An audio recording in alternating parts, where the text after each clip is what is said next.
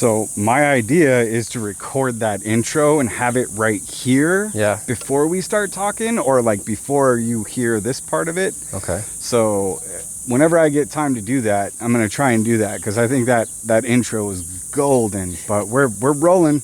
We're trying a new thing because Spotify kind of updated their thing. So yeah. Spotify and us, we're taking a trial separation right now, and we're going to see, No, we'll still be on Spotify. We'll still be on Spotify. We're still a thing? We just don't have the tools available to us that we used to have. So I could still upload to Spotify and YouTube and all of our other socials. But right now, this is a learning curve because we're building the plane as we fly. We didn't have any professional credentials coming into this. You're a store manager. I'm a monkey wrench wielding mofo.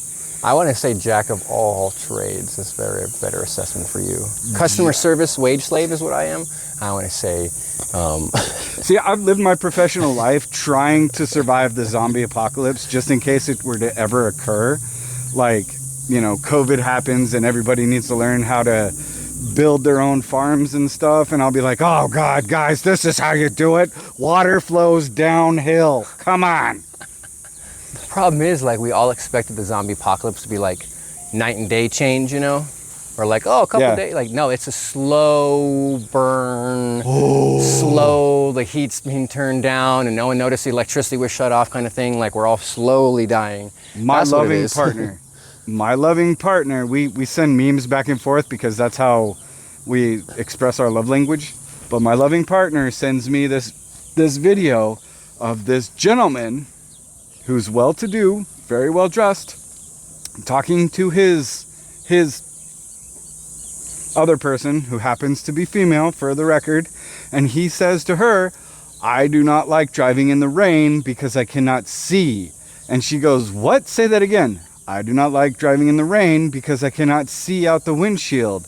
And she reaches over and turns on the windshield wipers, and he just looks befuddled. This is the dumbest looking face I've ever seen anyone create, because they didn't know that windshield wipers existed until that very moment. And she reached over and showed him how to operate that. She literally just goes thunk, and the windshield wipers go whoo whoo whoo whoo, and he goes duh. It's that's how you see in the rain. Yeah. How long were those two together, and she didn't figure out that he didn't know what windshield wipers were? I don't know, man. I don't know the backstory. It was a 30-second clip. There you go. I mean, we all don't know some random thing. It happens. This is true, but I mean, he looked like he's been driving for a minute, and he should have been explained where the windshield wipers were, where the blinkers were. We all assume there's this general basket of knowledge that we all assume that everyone knows too, the common sense. I love that phrase. But yet again, too, out of, let's say, 1,000 random things you should know, there's probably 10 you don't know that I do, and vice versa, and it's just this random occurrence. How did I live this long as a human without knowing that stuff? You'd be surprised. But I'm pretty sure everybody's basically taught how to wipe their ass. You'd say that, but again, there's still some people who wipe their vagina upwards instead of downwards. And there's still people who, again, will kill you if you put the toilet paper the other way versus the correct way, or whatever that is. Right? According to the patent, toilet paper needs to come over the top. You can look that up. Again, too, does it make any real bearing difference? Not really. Yes, it does. I'm not saying. Here's a fun fact for you, though. We're talking shit out our ass, but here's a fun fact that you probably didn't know, otherwise you wouldn't have said it. Poor people have a tendency... Okay, those... less economically affluent. I don't know how to say it in PC terms, so I'll beg for forgiveness right now. Yeah. People who are less financially affluent, or however the PC term is, have a tendency to put the toilet paper roll under, whereas more affluent people put the toilet paper over. Interesting, right? Yeah, and that's because you use less toilet paper when you have it under. It's just one of those psychological things. Really? Psychological facts. I mean, it is way more free rolling, the other way. You just grab one square and it's 12. Mm-hmm. The other way, you gotta get that shit. You gotta work it. I can see that. Mm-hmm. To me though, I agree with one way, not the other. But to me, it's saying that the paper towels have to be faced left versus right when you take them out of the holder. I mean, it's kind of that I don't have an opinion on, but I do know the fun fact about the other thing. That's crazy. Anyway, we're talking about toilet paper and how it affects us as humans. You remember? Okay, this is really why I want to get back into the down or the earth scenario. How did people wipe their asses back in the day, guys? I know Indians used a certain plant. There was cloth or whatever, or you literally just wiped your hand with your ass with your hand, and then we didn't have any soap, so. Maybe they just itched their butt a lot. Just itchy butt. Bro, like, terrible. All of my children, all of my youngest children go through a fly. phase where they just want to have an itchy butt. They don't want to wipe their butt. They just have an itchy butt. There you go. That's gross. Yeah, and then you have to have that conversation with them of, do you like having an itchy butt? No. Do you like your fingers smelling like poop? No. Okay, wash your hands and wipe your butt. Hey, for someone who subscribes to this channel, let's move on from this. Joe Rogan. Sorry, man. Sorry, my dude. Hello, Pupper Dogger.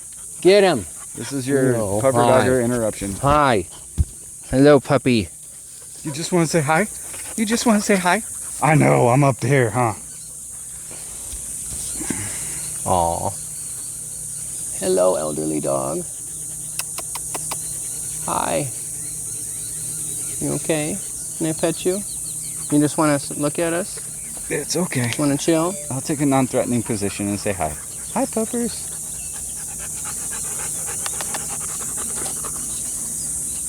Morning. Good morning. He's up for adoption on Monday. I found him about a week and a half ago. I rescued a dog out of this park, 8 months ago? 9 months ago? He was wandering over there. Found him, couldn't find his owners. He's like 9 years old. 9 years old, yeah. Yeah, about that. But he's probably like 5 months. 5 months. I think it's like Sharpei Lab. Sharpei Lab. Have a good day.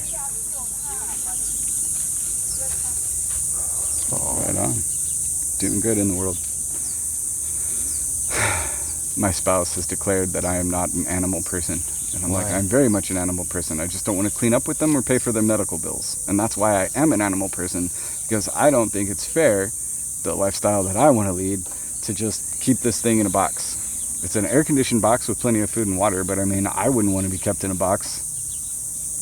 Just saying. I weigh everything with that on different scales. So I mean, I like to not say judge, but look at the homeless lifestyle of an animal. That animal may not have as much shelter or as much security per se, but I do not ever see a sad homeless dog.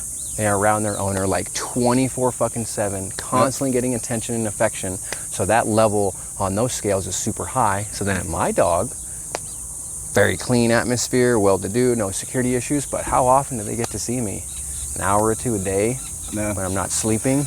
Yeah, but you take them and you go on mass adventures, you know? Once, again, too, not as much as I could or should or have wanted to, but again, too, everything's on a scale. So who has the worst life? I think if the dog's not literally wandering by itself with no food, no companions, or literally about to be killed, almost anything's better than that unless they're being abused in some way. Yeah. It's... Well, I just think it's really cruel to have an animal and not be able to afford its medical bills, too, Well, put it this way, too, with that, I would rather have someone who's taking care of that animal best that they could and not be able to afford the medical bills versus that animal not live up to that life potential and not even have medical bills, too. So again, it's this huge scale. It's just like, what's a better life? What is the shittier life? What is, the worst life? I think as society, we need to take more care of those things that we have, like horses, for example. And there's ton, again, it's a cultural thing, folks. I understand, it's the way people were raised and it's their culture, but I hate bullfighting. I think it's ridiculous. Yeah. I think to torture an animal like that, I hate dog racing. I think, I get the dog fighting, don't even start it on that. Cockfighting, same thing. I think it's absolutely ridiculous to abuse an animal in such a way for our own entertainment. I prefer human cockfighting because they actually chose that life. You know what I'm saying? I was just going to say, yeah, I'd rather have, two people. And again, with that, there's all kinds of spectrums. But still, watching two animals kill each other for our own entertainment, I think that's just, it says a lot. Yeah. Right? But it's really easy to get wrapped up in that world, I'm sure, Culture, the way you're raised, again, different viewing of things. Again, not trying to right, wrong, agree, disagree, but it's just the way that it is. In certain countries, visit cats, hanging them upside down and beating them before you eat them because their adrenaline's going and make the meat taste better. That's weird. That's definitely cultural, though, I'm sure. Right? And again, let's just look at, like, you know, for our culture, for example, every time I've seen a crates full of fucking chickens stuffed together like they were freaking slaves on a slave ship driving down the road, and I'm like, or anything, pigs, you know, horses shoved in carts, like that just makes me like feel like shit. That just goes to the industrial farming complex, which is true, absolutely nuts. Oh man, I came across this advertisement, and it was a direct to farm kind of a thing where you can get your animals straight from the farm, like your meat straight from the farm. I mean, there's farmers markets everywhere, and you can go and get vegetables and all that stuff. And I'm really getting into the farmers markets now. I enjoy the quality of the food that we get. You know, no preservatives, blah blah blah, whatever. That's my belief. I want flavor in my fruit again. I don't want a fucking 2-pound orange. I would rather have a fucking golf ball sized orange that tasted like an orange. Yeah. Yes, absolutely. And on that, you have to shop locally. But I went there. I went to the website that was recommended to find a direct to farm producer. Yeah. Direct from the farm producer for direct consumer consumption, and there isn't one. Not here. Not here. There isn't a farm where we can just like roll up and like say, an opportunity, "Hey, Henry." Joe Rogan. Sounds like an opportunity. Hey, Henry. How, you know, what do you got on the butcher block today? What was good today? Nothing. Not a darn thing. You know, and I mean, there's the college farm that's going to have their thing going, but they're under renovations for the next 9 months or whatever. But I thought that was crazy that there isn't a private small farm anywhere in this town at all. Well, there is. It's just they're all, well, again, like you said, sorry, private. They're small farms, but they're all owned, conglomerate, etc., fucking whatever. They're all industrial farms. Probably owned by Bill Gates or the Chinese as well. Well, that's the huge pull right now, is that, you know, mega farm, or whatever you want to call it, industrial, big ag, whatever you want to call it, is out there just buying up small farmers and squeezing them out of the marketplace because they can't compete. You know, if I own 30 farms in Iowa that all produce corn, the farmer in Montana has no hope of competing with that. It's the Walmart syndrome. Yeah. But yeah, anyone who gets big enough, it's like a second industrial revolution where all those fat cats were made back in the day. Carnegie, fucking Rockefeller. It's the same thing nowadays. Yeah. Food companies, fucking entertainment companies, fucking information companies. Conglomerates. Speaking of entertainment companies, there was a news snippet, whatever, coming out about this one. I don't know what the hell you call it, but it's like an entertainment company that specializes in streamers, and they signed this streamer for less money because they had cancer, and they thought that they could sign her for less money because she thought that she was going to die soon and just wanted to leave her family some kind of money for her family or whatever. And she was a younger like Twitch style streamer kind of a thing, and this big media company gave her a contract and paid her whatever. So support local, independent. Woohoo! Toast to the weird. Yeah, I see the shocked look on your face, man. But remember, we're on a podcast, so you gotta say something. Wow. The travesty of that, honestly, and this sounds heartless, and I'm not saying I agree, but that for them was just a business decision on profitability. Yep. There's no human or moral aspect in anything, and you know, from their point of view, they did the right thing, and it's disgusting on how from their point of view, and I don't know how to put myself in the executive's shoes, but from their point of view, they're maximizing profit and minimizing expenses. It's exactly what they did, without any concern of the people involved. We want to know why? Because there's no column for that on a balance sheet. There isn't. There is no repercussion. But at the end of the process, there's no repercussion for that. But anybody getting their associates in business administration will tell you that there is something called goodwill. It's the immeasurable value of a company. Yeah, the stuff that they teach you, like it. And that's fantastic. There's and that's a term that little for it. And that's that little mom and pop, you know, owned locally kind of feeling. But once you get to a certain degree, and this goes for generals or anybody, once your nose is not in the dirt, you don't know what it smells like anymore. Yeah. Your decisions will change based upon your own emotions because you're not in the grime anymore. Based on your inputs. Yep. Based on what you perceive, based on what you see. My boss sits behind a desk like 99% of his time, and every once in a while he'll come out and see what the project is that's going on, just so that way he still has bearing of what a project entails without seeing the balance sheet of project materials $500, labor hours 21, whatever the case may be. Exactly. So I mean, props to him for actually getting out into the trenches and poking around and asking questions. I like that about a manager versus somebody who's just going to sit behind the desk because they're privileged and say, well, we're going to cut 21% of the budget, figure it out. All right. And then they catch you sitting in your truck and they're like, why are you sitting there? I'm like, cutting 21% of the budget, boss, by not doing anything.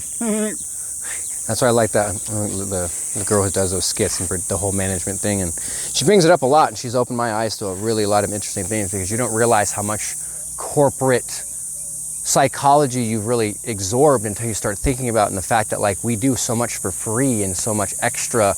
And like one of the examples that they talk about, the girl comes in, hey Veronica, I was just wondering if you had a second. She's like, yeah. She's like, hey, I was just curious, if you could pick us some extra projects around here because we're a little short staffed. We just lost so and so. And she's like, okay, cool. You paying me like another X amount of money? And she's like, no, what do you mean? She's like, well, I'm taking on more responsibility. I already have my 40 hours worth of work. You want me to do more hours worth of work? You mean paying me more? Oh, well, no, we just wanted everyone, pitch in and kind of help out. And perfect example. They do that shit to me all the time. Yeah. Hey, we literally have this 4-hour project. You don't get any more labor. Figure it out. Just make it happen. Yeah. Yeah. What? Yeah. As a person who's worked for the government the majority of his professional life, having to do more with less for less is the term I coined for it. And then management will come around and say, why isn't this getting done? And you literally can give everything and still not be able to get any of that done and say it is physically impossible. It is physically impossible for any of that to get done.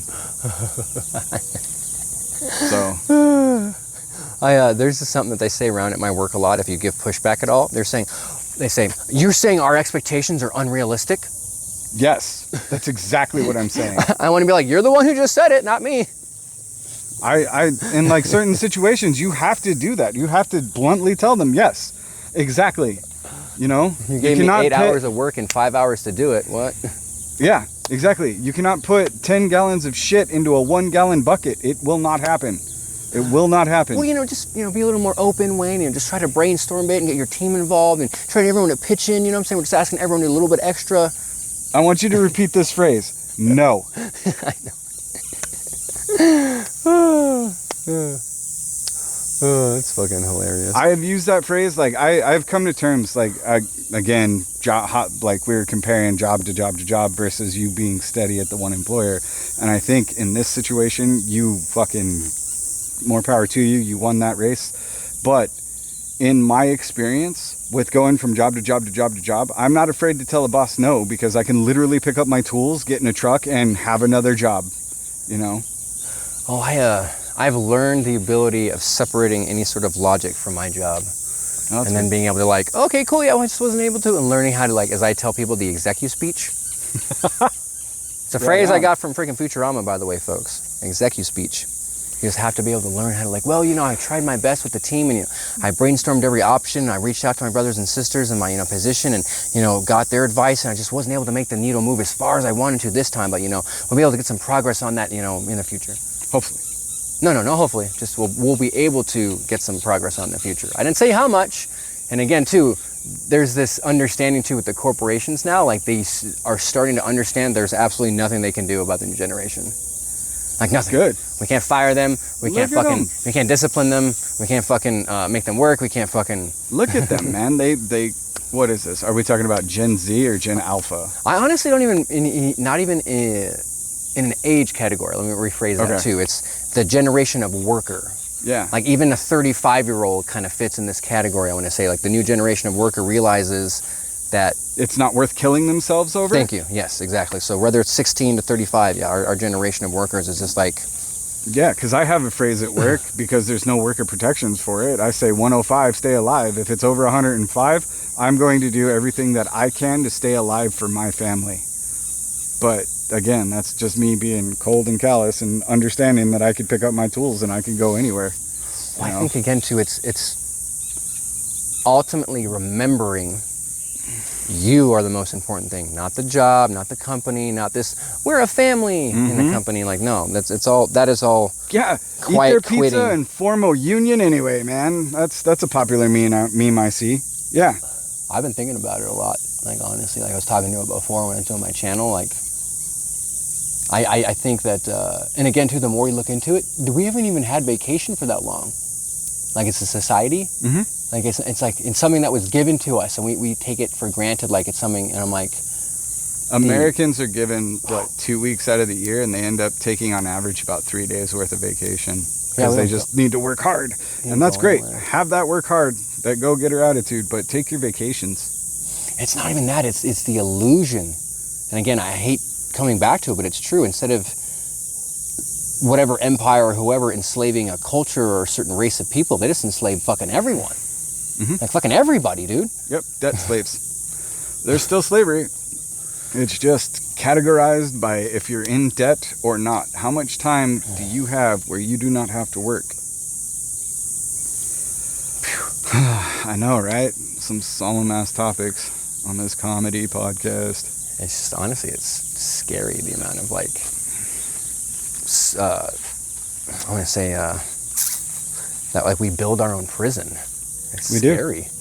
Blipping? We do. We can blip, but this is a different recorder. We don't need a blip. Okay, no blipping. Yeah, it's scary how much we self-manage our own prison. Yeah, like right now, are we blipping? It's 21 minutes. We should have blipped according to the old one. So like, it's all conditioning. It's all conditioning.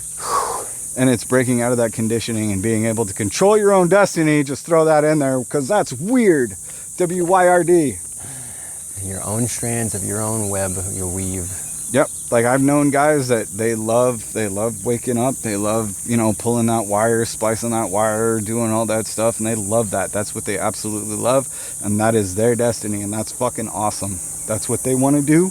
That is their identity, not destiny. I'm sorry. That's their repeated being. That's what they want to do. That's what they love to do. Fucking more power to them. But there are people out there that are just not satisfied. We're going to get offed. We're going to be one of those social media stories that are like, these influencers got offed. But we're not influencers. That's how we got famous, though. Yeah. That's good, though. I don't mind. Picasso wasn't famous till he died. Son of a bitch. A lot of people until they were dead and gone. Like, I want to say William Shakespeare wasn't shit while he was alive, really. I don't think William Shakespeare was a person. Conglomeration of Sir Francis Bacon and some other... a bunch of female writers wrote all that great shit. Yeah? There you go. Where'd that come from? I heard that. Give me the... I heard that back in high school. Yeah? It's just one of those tidbits that is stuck in my brain. It's probably not true, but I mean, it's one of the rumors, one of the theories. I love the one about Sir Francis Bacon. Oh yeah? I love bacon. Well, do you know who Sir Francis Bacon is? I've heard the name, but I was just making a trope. Well, he is, and this is the theory that I was following at the time, is that he is either the head or, if not, William Shakespeare himself.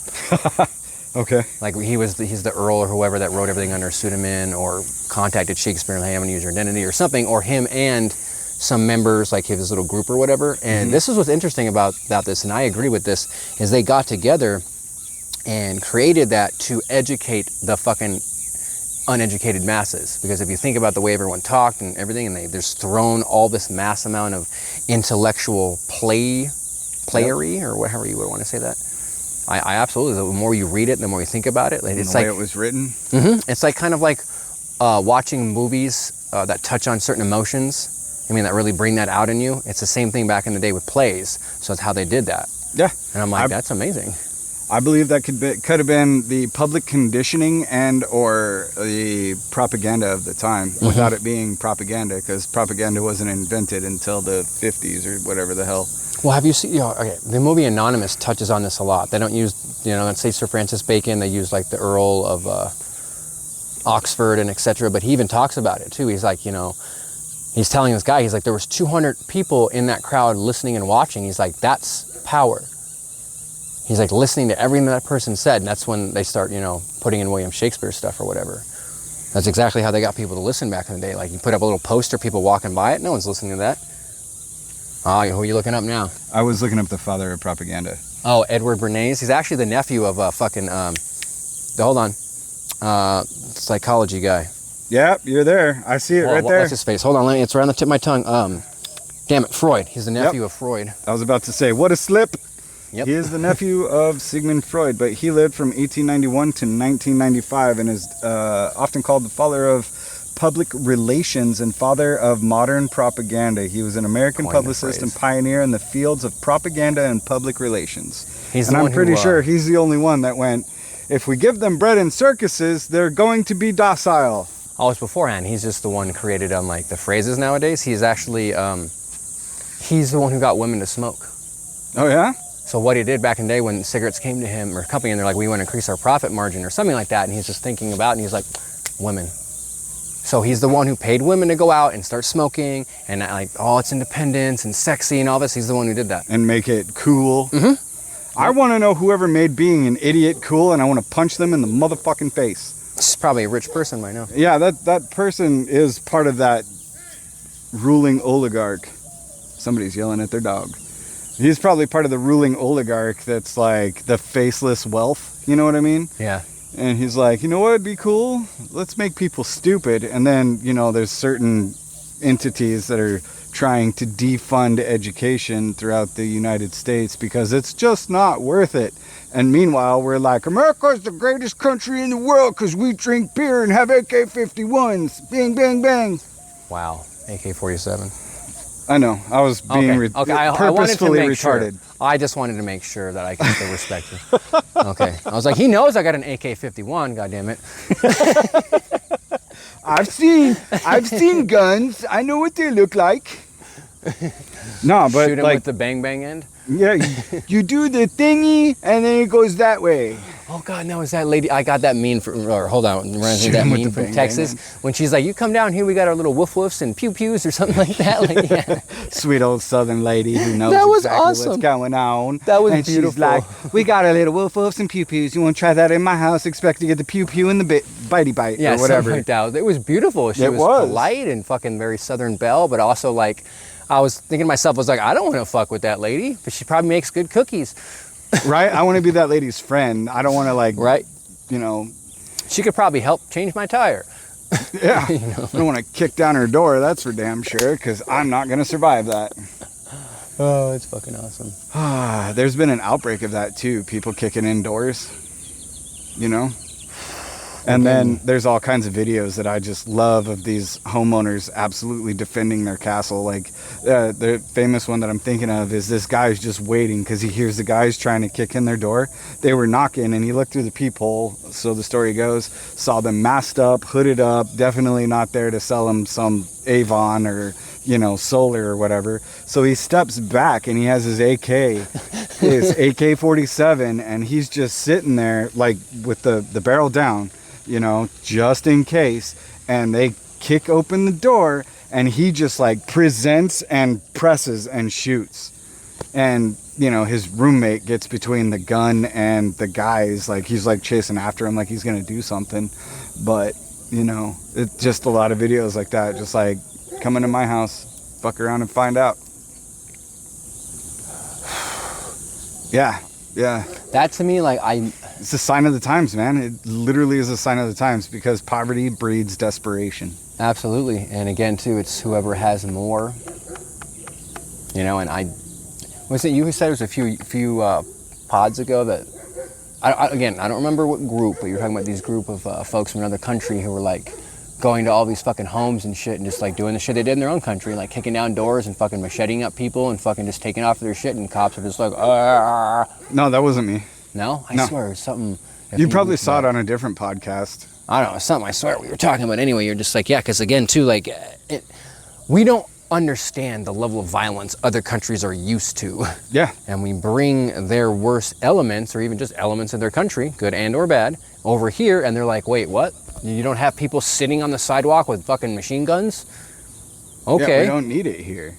Well, no, that's the difference. They're making it to the point to where that's the cultural difference, is where they're used to something like that, the violence being so rampant and so there. Like, and again, here, like what you have to call, and it takes them maybe 3 to 5 minutes to get there. If they show up, I'm already gone. Yeah. So again, too, they're really exploiting the fact that we have no fucking security here, that we have really no fucking structure in our goddamn society. That goes back to what we were talking about earlier. Would you rather be a warrior in the garden or a gardener in the war? You know what I mean? Like, yeah, seriously, come over here, get food stamps and free healthcare, and then I'm gonna go rob you in my off time. And a fucking plane ticket to wherever you want to go in the States. Where do you want to go? We'll get you a plane ticket. That's cool. I'm all for immigrating. I'm all for immigrating. Absolutely, I'm all for poaching the brightest minds from around the world, because our education has failed. But our education system is a failure. I'm going to say that again. Our education system has failed us. Our education system here is dog shit. Yeah. Yeah. As far as the term of immigration, I don't look at America as like it's one person's land or anything No, like it's that. I look not. at like this is our apartment literally- complex. We all live here. How did you get in? Did you rob? Are you trying to break in? It's Or did you literally pay a rent? melting pot. Yeah, like exactly. I can't Absolutely. talk much shit because Absolutely. allegedly my great grandfather literally jumped off the boat after he saw Ellis Island and swam to shore. So he illegally immigrated. I was born you here go back, naturally. You go back far enough, it's no one's land. Everyone immigrated. Someone stole it from someone else's tribe, or I don't know. It even the depends on Native where you stop. Americans were at war. Oh my God, I don't want to touch on something. It is very political, but I watched this clip from an old Western that really, really struck a chord in me, because I've always been like that, like, okay, Native Americans, and again, I'm not saying not. And again, let's get that right out of the front. But the way that this Confederate general talked to these Americans, I was just like, holy shit. He was just like, you're talking about how bad we were. He's like, when you guys were raping and killing each other before we even came on this continent. He's like, you guys came out of the freaking Oklahoma woods or whatever. And he's like, you were the most savage tribe here. It was just shit like that. I was just like, we don't talk about that. We don't talk about any of that shit. And I was like, that's... Because all of that's been swept under the rug. All of that history, too, from the tribes has been lost because that was an oral tradition passed down to the generations. Right. And again, not every one of those tribes was a peaceful fucking tribe. No, and that's they weren't. That's the shitty part. And also, like, what I go back to, think about it, how many of them sided with the French, and there was just a lot of crap going on. But anyway. Yeah. Again, the far enough you go back, everybody's fucking killed someone for something, and like... And every type of people has been enslaved. Everybody. Every type, every tribe, every nationality, everybody's been enslaved at to one degree or another. Is he playing with his dogs, or is he fight training his dog?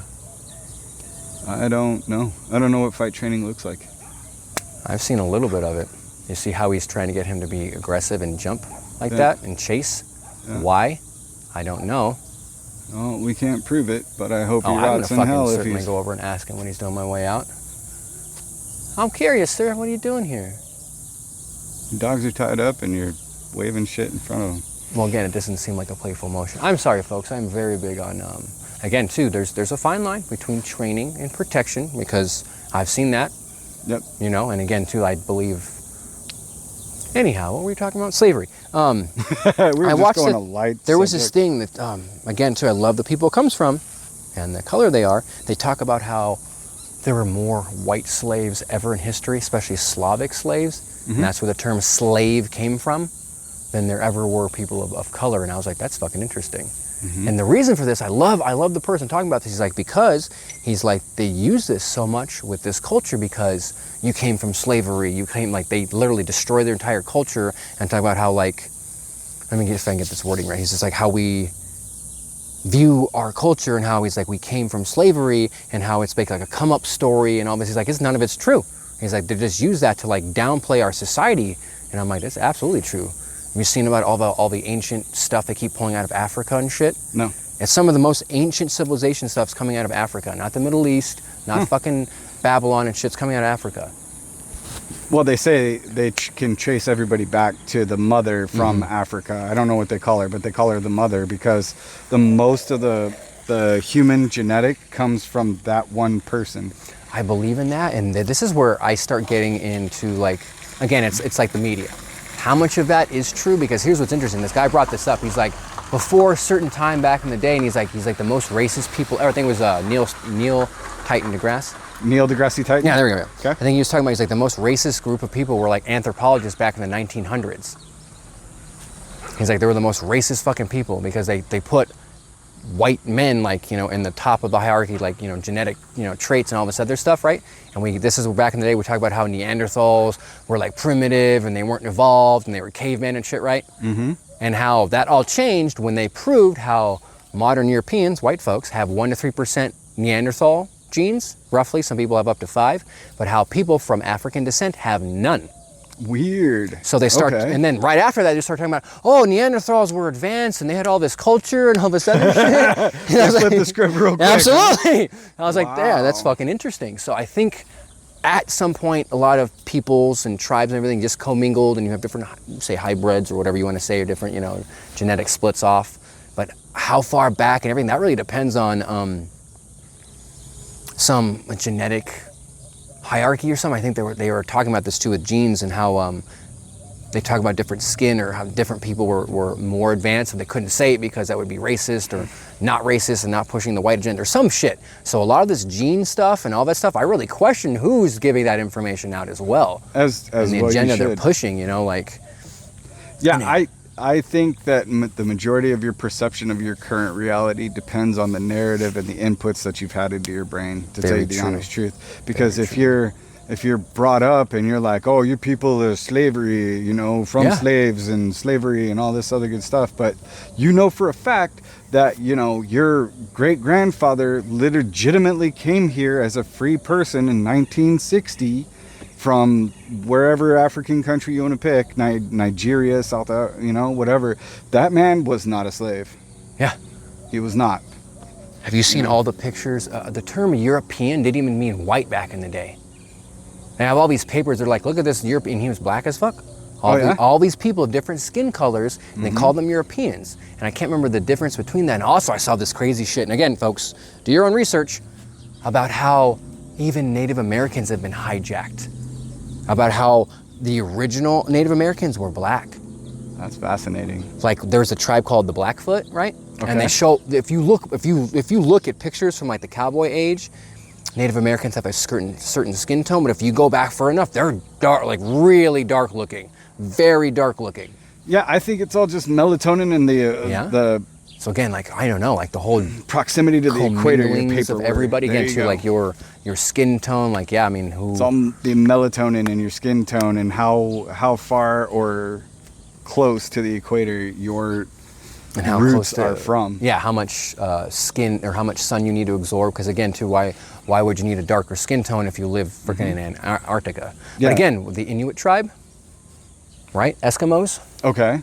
they're very dark-skinned Indian folks. Okay. So again, too, like they are from the Arctic Circle and all that, and why they have such a dark skin complexion? Fun fact. If it's, you know, that way. Can you get a sunburn in the snow? Yes, Why? because the reflection off the snow. There you go. That's why the people are dark. Crazy, right? Okay, let's go off this other. And again, folks, do your own research. Believe what you want to. But I'm just how- inferring on myself. I'm not an expert in anything. But how, again, too, like how African American people, other people of dark skin, don't get sunburned, but yet we do. It's like we're not made for this planet. There's this theory that this is crazy. And again, how much tinfoil you want to put on your hat, but like how certain people came from Mars, maybe because their circadian rhythm is different, because the sun rays are different. Okay, that's And it. again- I mean, being further away from the sun makes sense as to why you'd be lighter complected. It's just, again, it's just, again, too, we're the only species that I understand that burns from the sun here, right? There's no Okay. other animal, there's no other, like, yeah, they may get, you know, something, but we actually burn from it. Huh. And I was like, that's an interesting theory. Interesting. That is an interesting theory. I think it's, you know, yeah, I think it's open-mindedness, not to believe or disbelieve anything, but to, you know, take whatever it is, because everything's got its own As kernel fact, of as truth. if it's scientifically replicatable, then it becomes science fact. I learned that today from Neil deGrasse Tyson. Science. Space Talk. You know what I love, too, about science? What's that? The word theory gets thrown around so much, like fact. Well, the prevailing theory is, and we all like this, what they should say is, this is the best guess we have so far. Because again, too, on a further enough timeline, a lot of science gets disproved or reinvented or resubscribed, so to say. That's just scientific, what did you call it? Corporate speak? That's all that is. Executive speech. Yeah, executive speech. There you go. That's just scientific executive speech. Well, all right. I think we should just wrap it up right here. We got a lot of shit going on. Cool. Woo! And I don't even know if this is going to make it to air. But we'll be out there. Like, subscribe, comment, share, find us, follow us. The Toast of the Weird seems to be the prevailing title for this at this moment. That's our prevailing theory. We're just going to toast to the weird shit. I'm going to use all of my shares in this company to vote that stays the same. It was a beautiful name that he came up with, and I don't want him to change it. All right. Like, subscribe, follow. We'll be back. Thanks for sticking with us. We are the 1% of podcasts now. We are. Officially. Over the 1%. Over the 1. No followers. We had one. Joe Rogan. That's where he gets his inspiration from us, dude. I'm telling you. He's just like, Jamie, check out the new episode of Toast of the Weird. They were talking Great about ideas. this. All right. Keep it weird.